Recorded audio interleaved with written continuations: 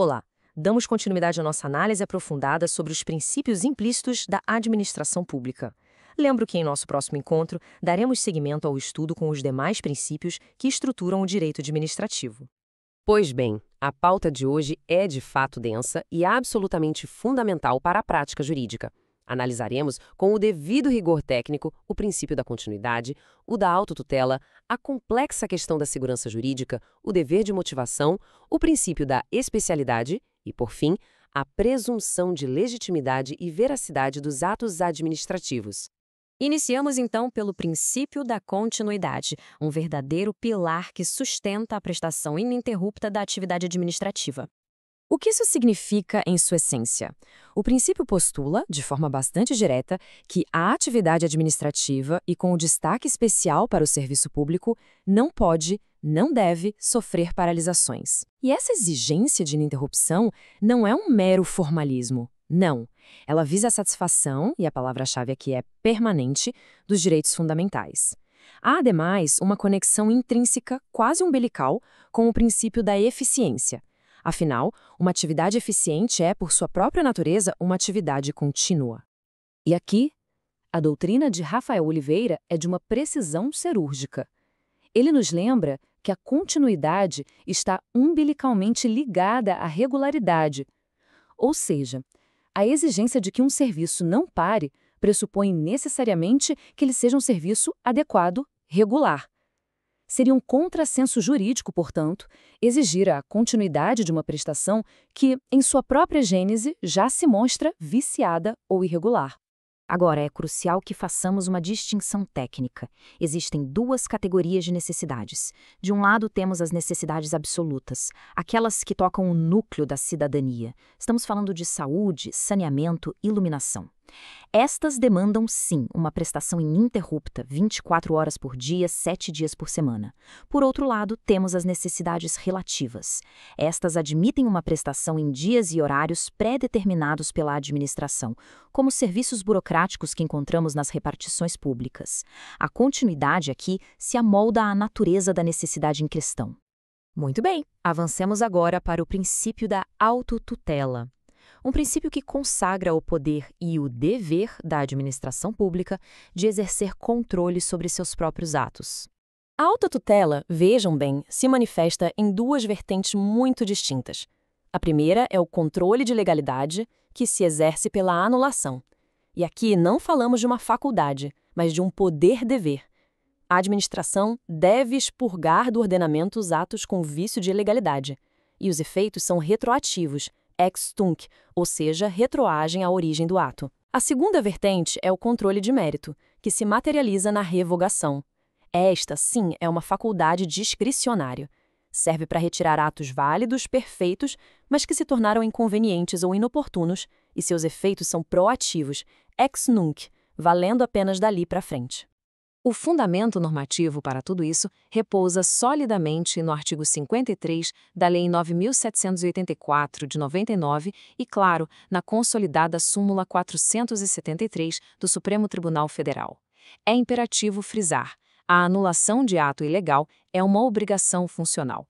Se o agente não tiver competência para anular, ele tem o dever de comunicar à autoridade competente. E atenção! Em qualquer hipótese, seja anulação ou revogação, é mandatório, é obrigatório o respeito ao devido processo legal, com a instauração de um procedimento que assegure o contraditório e a ampla defesa ao particular que será afetado. Passemos agora a um princípio de extrema complexidade e relevância, o princípio da segurança jurídica. Ele é um vetor indispensável ao Estado democrático de direito. Sua finalidade é a pacificação social e a previsibilidade. A conceituação deste princípio é, de fato, multifacetada. A doutrina do professor Rafael Oliveira, mais uma vez, nos auxilia, desdobrando-o em dois sentidos. No sentido objetivo, o foco é a estabilização do próprio ordenamento jurídico, o que se garante pelo respeito ao direito adquirido, ao ato jurídico perfeito e à coisa julgada, lá do artigo 5º, inciso 36 da nossa Constituição. Já no sentido subjetivo, a ótica muda. O foco passa a ser a proteção da confiança legítima do indivíduo, protegendo-o de alterações abruptas e arbitrárias do Estado. E esse princípio dialoga com outros conceitos. A boa-fé objetiva, por exemplo, que impõe ao Estado um dever de lealdade e lisura. a boa-fé subjetiva, que é a convicção do particular de que age conforme o direito, e a confiança legítima, que cria uma tutela contra normas que surpreendam negativamente o cidadão. A confiança legítima se situa num campo intermediário, mais forte que a mera expectativa de direito, mas um pouco aquém do direito adquirido. A efetividade da segurança jurídica é garantida por um arcabouço normativo robusto. Primeiro, ela limita a própria autotutela no tempo. A Lei 9.784 de 99, em seu artigo 2º, parágrafo único, inciso 13, já vedava a aplicação retroativa de nova interpretação. A Lei 13.655 de 2018, que alterou a LINDIB, foi ainda mais incisiva. Seu artigo 23 passou a exigir um regime de transição para novas orientações. O artigo 24 veda que se invalide situações já consolidadas com base em uma mudança posterior de orientação. E o artigo 30 impõe a criação de súmulas e regulamentos vinculantes para dar previsibilidade.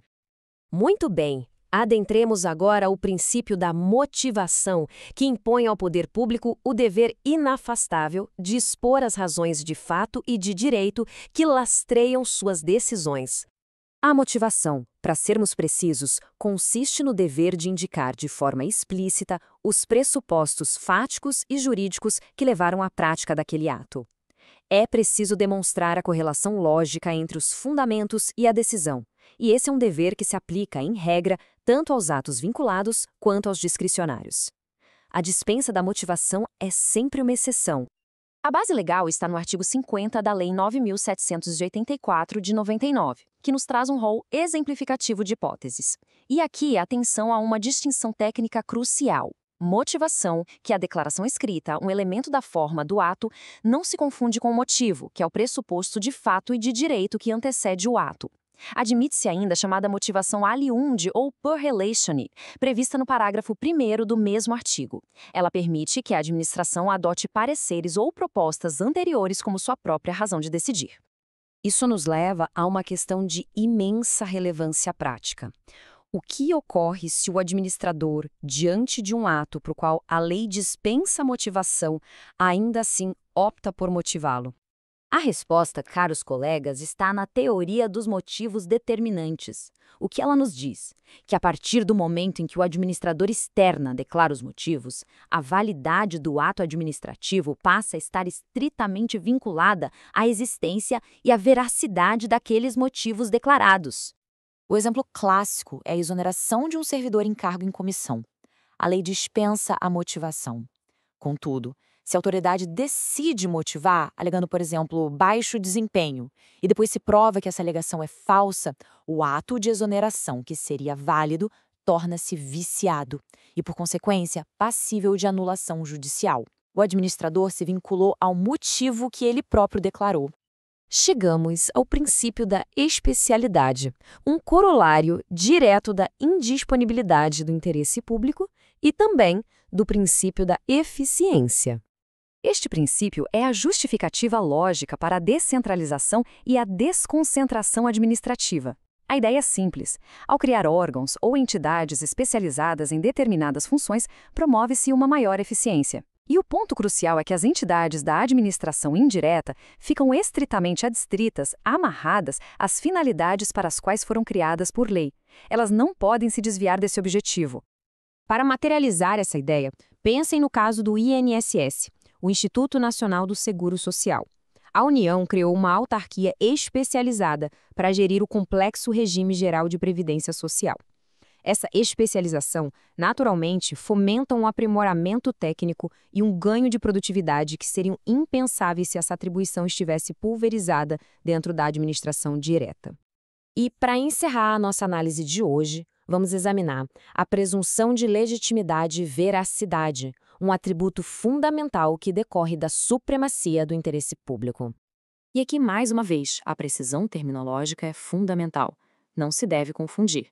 A presunção de veracidade diz respeito aos fatos. Presume-se que os fatos narrados no ato são verdadeiros. Já a presunção de legitimidade estabelece que o ato foi editado em conformidade com a lei. A consequência prática, no entanto, é a mesma para ambas, a inversão do ônus da prova. Cabe ao particular demonstrar a falsidade dos fatos ou a ilegalidade do ato. É crucial compreender que esta presunção não é absoluta, juris et juri. Ela é relativa, juris tanto, o que significa que admite prova em contrário. e por que ela existe. A justificativa é dupla. Primeiro, parte-se da premissa de que todo ato é precedido de um procedimento regular. E segundo, porque o ato é uma manifestação da soberania estatal que goza de fé pública. Assim, até que se prove o contrário, o ato é considerado válido e produz plenos efeitos. Esse conteúdo é uma produção exclusiva do canal youtube.com/josgabarito.